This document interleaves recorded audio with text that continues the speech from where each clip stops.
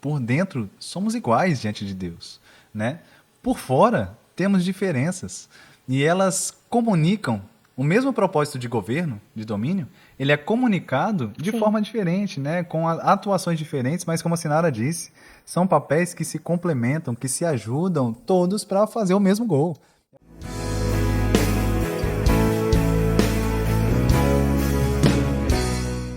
Olá pessoal, sejam bem-vindos a mais um Fé, Família e Música. Estamos numa série aqui falando sobre a criação do homem, da mulher, do ser humano, a inspiração de Deus sobre as nossas vidas. No episódio anterior falamos sobre sermos imagem e semelhança e que Deus criou ambos, homem e mulher, à sua imagem e semelhança. E a gente quer mergulhar um pouco mais com você nesse texto de Gênesis capítulo 1, versículos 26 e 27 e 28 também, que fala outros aspectos aqui sobre a criação do ser humano. Por que estamos falando sobre isso? Porque Deus criou a família. Deus criou, quando Deus pensou na humanidade, Deus pensou em criar uma família, um casal, né? E nós somos inspirados pela palavra de Deus para sermos uma família que dá certo, né? Que funciona bem.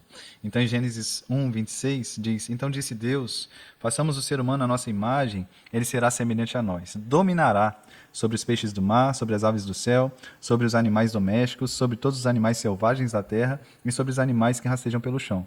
Assim Deus criou os seres humanos à sua própria imagem, a imagem de Deus os criou, homem e mulher os criou. Então Deus os abençoou e disse: Sejam férteis e multipliquem-se, encham e governem a terra, dominem sobre os peixes do mar, sobre as aves do céu e sobre os animais que rastejam pelo chão. É interessante a gente perceber que Deus criou macho e fêmea e diz aqui o texto que ele criou ambos para dominar. Um dos entendimentos errados que se tem por aí é de que Deus criou apenas o homem, né, para o governo, para o domínio, mas o texto fala que ambos foram criados para governar, não é isso?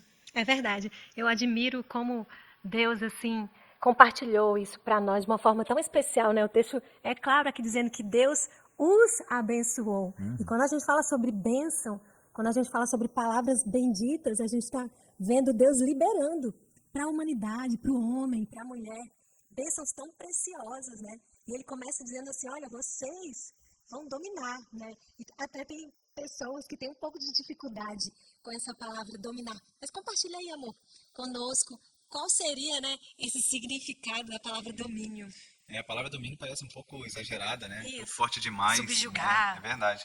Mas, claro, quando Deus está passando ali uma imagem e semelhança dele para a humanidade, né?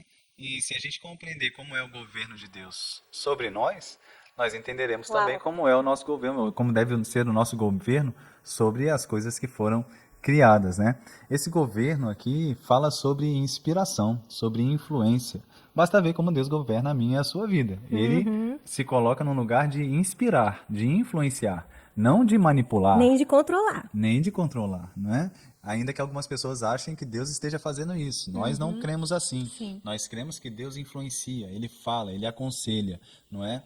As nossas vidas. Deus também, ele propõe a vida e a morte, É a verdade. bênção e a maldição para nós. E somos nós que escolhemos qual o caminho que a gente vai seguir. É verdade.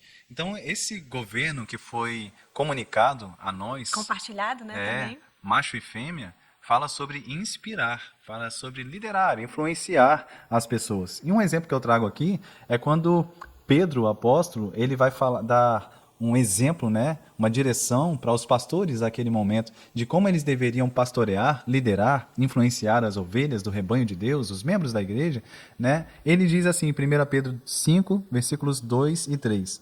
Pastoreai, vamos falar aqui, governai, né, o rebanho de Deus que há entre nós, não por constrangimento, mas espontaneamente, como Deus quer, nem por sorte da ganância, mas de boa vontade, nem como dominadores dos que vos foram confiados, antes tornando-vos modelos do rebanho. Aqui tem Uau. 3 conselhos de como é que é a liderança inspirada por Deus. Como é que nós devemos dominar a terra? Espontaneamente, com espontaneidade, ou seja, não é fazer como se fosse um fardo, né? Ou de uma forma, vou fazer porque eu estou obrigado a fazer isso. Não. Espontaneidade fala sobre obediência, mas fala sobre alegria envolvendo a obediência também. Prazer. Né? Prazer, Isso. realização. ele fala sobre não sermos gananciosos, né, sorte da ganância, mas então nós devemos ser generosos, né? Não fazer as coisas por interesse, né? É verdade. Então não ter foco no que vai receber, né? Não servir só porque vai ter algo em troca, né? Sim. Então o governo do homem e da mulher sobre as coisas que foram criadas é nesse sentido, né? De você servir. É a mentalidade do servir que é uma das grandes, se não a maior, lição de liderança de Jesus, né? Nós somos líderes, quanto mais alto o seu lugar em liderança, de influência, mais você deve servir. E por último, Pedro fala para a gente se tornar modelo do rebanho, né? Em que sentido? Sentido de ser exemplo, né? A autoridade exercida pela influência, pelo modelo, né? Então é você ser uma influência que as pessoas olhem, se influenciem e sigam os teus passos, o teu exemplo. Então é sobre isso que Deus fala quando ele está falando sobre nós dominarmos, sobre nós governarmos. Mas eu acho tão interessante que sobre casamento, Deus fala para macho e fêmea dominarem, né? Ambos têm esse papel, né? Mas diga para o pessoal, amor, como é que então a gente explica esse fato de nós dois aqui somos chamados por Deus para governar, dominar, mas temos em alguns momentos formas diferentes, né? Atuações diferentes desse governo. Como é que isso se explica na prática? É verdade, a gente sempre fala que a família ela funciona mais ou menos como um time, né? Se você faz algum esporte, por exemplo, futebol, né? Temos o zagueiro, temos o atacante, temos o goleiro, né? Cada um tem uma posição, né? Um papel diferente e ambos precisam ter a sua influência, precisa ter o seu domínio dentro da sua área de atuação. Se eles forem trocar de papéis com as habilidades que eles têm, vai dar problema. Então, em relação à família, da mesma forma. Deus nos colocou estrategicamente em posições diferentes. Para quê? Para que a família pudesse funcionar bem. Outro exemplo que a gente usa bastante é se você colocasse 2 volantes no mesmo carro, com certeza a gestão também não poderia conduzir esse carro de uma maneira. Ainda que tenha uns que tentam dirigir no carona ali, né, gente? Sim, Mas eu não... sei. Mas não iria dar certo, né? Então nós somos uma família, nós somos um time que busca o mesmo alvo, que é a vitória. Né? A sua família deve buscar o mesmo alvo e a mesma vitória. Então, essa parte do domínio, essa parte da influência, ela vai ser expressa na família de formas diferentes. Eu como esposa, como mulher, e o meu marido como homem, como marido. E a correta compreensão, né, que, como no episódio anterior, por dentro somos iguais diante de Deus, né? Por fora temos diferenças e elas comunicam o mesmo propósito de governo, de domínio, ele é comunicado de Sim. forma diferente, né, com atuações diferentes, mas como a Sinara disse, são papéis que se complementam, que se ajudam todos para fazer o mesmo gol, é o mesmo time, né? E o texto de Gênesis 2:7, né, fala algo interessante sobre a diferença, né, da criação e formação, não é isso? Existe uma diferença, porque de repente para uma pessoa que ouve a primeira vez, parece que são, né, é a mesma coisa, sinônimo, criado, formado, mas existe uma diferença, não é? Sobre a criação de Deus e a formação de Deus, não é isso? Sim, em Gênesis, no capítulo 1, nós vemos a criação do ser humano, né? Aquilo que somos por dentro. E a partir de Gênesis, capítulo 2, nós vemos a formação do macho e da fêmea. Então, em Gênesis 2:7 diz assim: Então o Senhor Deus formou o homem do pó da terra, soprou o fôlego da vida nas suas narinas, e o homem se tornou ser vivo. É interessante a gente observar, então, que macho e fêmea foram criados à imagem e semelhança de Deus, né? Mas foram formados de formas diferentes, né? Expressos de forma diferente. Em Gênesis 2:15 diz assim: Tomou, pois, o Senhor Deus ao homem e o colocou no jardim do Éden para o cultivar e o guardar. Cultivar significa fazer algo crescer, gerar um produto nobre. Olha que coisa maravilhosa. Tornar algo frutífero e desenvolvê-lo até a perfeição. Que tarefa nobre o Senhor deu ao homem naquele momento, né? Fazer algo crescer e tornar aquilo um produto nobre. Pensa comigo, homens. Deus compartilhou com a gente essa missão, né, maravilhosa de colocar coisas nas nossas mãos, fazê-la crescer e torná-la nobre, né, excelente. Então a gente foi chamado por Deus para desenvolver, produzir frutos, né? Nós somos uma fonte e por isso, né, também nós somos aqueles que carregam, né, as sementes, né, que são lançadas para também a formação da família, para a multiplicação da família. Deus confiou isso à vida de cada um de nós. Cultivar tem o sentido de prover também, né? Sim. Nós somos criados para ser provedor da nossa família. E não é provisão só financeira. E aqui tem um ponto que os homens confundem demais. Às vezes os homens saem de casa às 5 da manhã, voltam às 11, não tem relacionamento direito com a família e acha que estão, né, botando dinheiro na conta, estão fazendo todo o seu tarefa, o seu trabalho. Não é isso. Provedor é no sentido pleno. Provedor espiritual, emocional, intelectual, provedor físico, material, né, financeiro também. É um provedor no sentido geral. E às vezes os homens delegam às esposas, né, a comunhão com Deus, a parte espiritual, a oração, né, porque fala, não, eu estou lá buscando dinheiro e você resolve a parte espiritual. Deus chamou a gente para ser provedor, irmãos, de forma completa, inclusive a parte espiritual. É verdade. E às vezes as pessoas podem até confundir e pensar o seguinte: as mulheres não podem trabalhar, é isso? Não, de forma nenhuma, né? A gente vê claro que essa é uma responsabilidade dada ao homem, mas isso não quer dizer que a mulher não possa trabalhar, né? Eles podem compartilhar dessas tarefas também. Sim.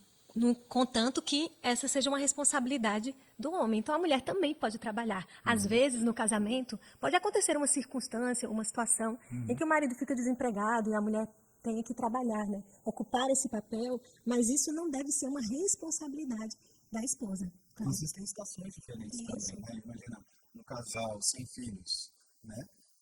É uma estação diferente. Quando nasce um filho, claro que a esposa fica mais sobrecarregada, né? Ela que está ali com o suprimento para o filho, né? Ela que passa pelo parto. Ela precisa dessa dedicação. E quanto mais tempo a esposa, o ideal, né? Nem sempre é possível, mas o ideal é quanto mais tempo a mãe puder passar com seu filho nesses primeiros anos, melhor. Se for possível, ótimo, perfeito, né?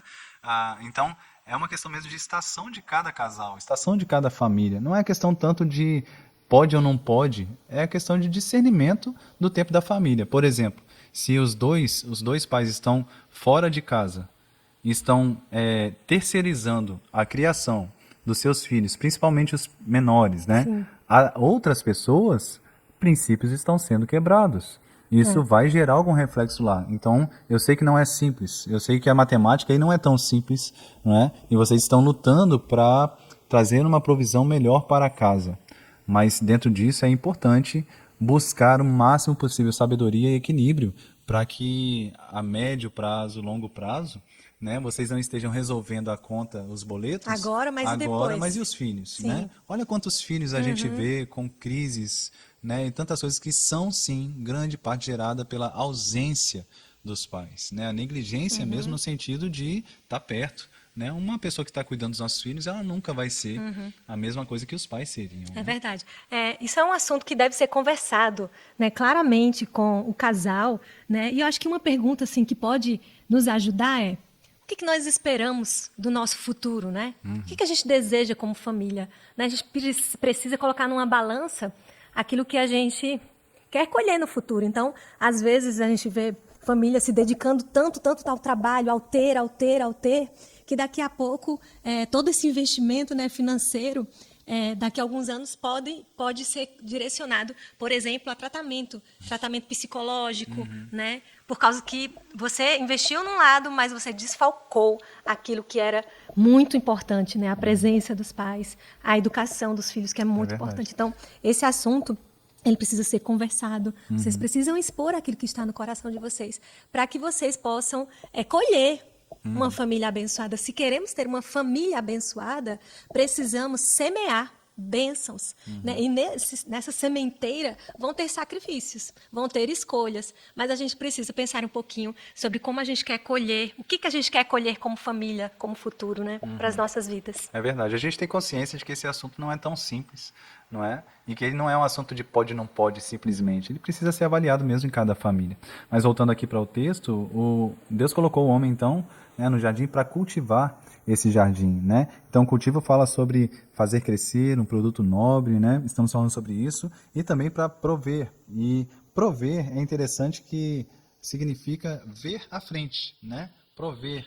Fala sobre o marido ter essa como é importante o marido ele trazer a visão para o lar, né? Imagina quando Eva foi criada, Adão deve ter tido um bate-papo com ela, falando assim, eu estou fazendo isso, né? Eu plantei tal coisa ali, a gente tem que cuidar, não sei, comunicando as coisas que estavam no coração e, claro, naquele momento, também começando a receber de Eva também a sua criatividade, né? Talvez Adão estava ali bem basicão, literal, né? E daqui a pouco chegou uma pessoa mais criativa querendo para colocar cooperar. flores na casa, É verdade. investir em mais detalhes, enfim, com uma outra perspectiva. É verdade. Então o macho tem esse papel que é tão importante que a gente queria deixar nesse momento para você, chamado para cultivar, né? Nós somos cultivadores, né? E somos chamados para produzir frutos nobres e para trazer provisão para nossa casa, ver antes, uma visão antecipada, né?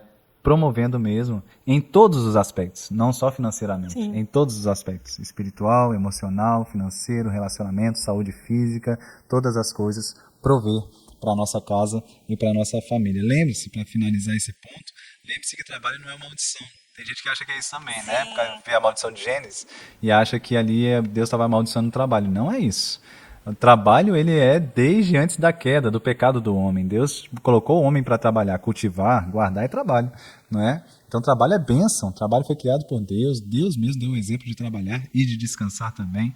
Então, Deus nos apresentou isso e nós precisamos celebrar o privilégio de trabalho. Trabalho é a hora que a gente expõe nosso potencial, né? A nossa influência, o nosso governo, as ideias, aquilo que Deus semeia no nosso coração, né? A gente coloca para produzir. Não se esquece de se inscrever no canal, curtir aqui esse vídeo se ele foi uma bênção para você e compartilhar também essa mensagem com tantas pessoas. Talvez você esteja ouvindo essa mensagem pensando em algumas pessoas. Compartilha, seja bênção também através desse canal aí poderoso. Em nome de Jesus. Amém. Até o próximo episódio. Até.